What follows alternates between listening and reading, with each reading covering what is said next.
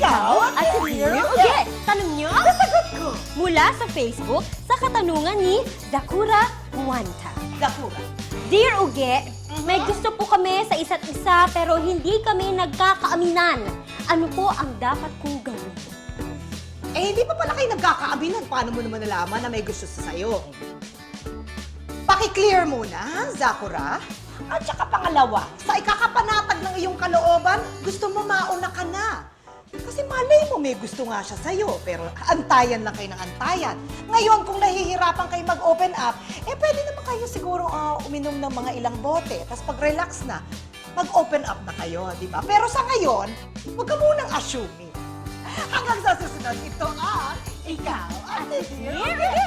Tanong nyo? Sagot ko! Magbabalik ang Dear Uge! Titignan mo.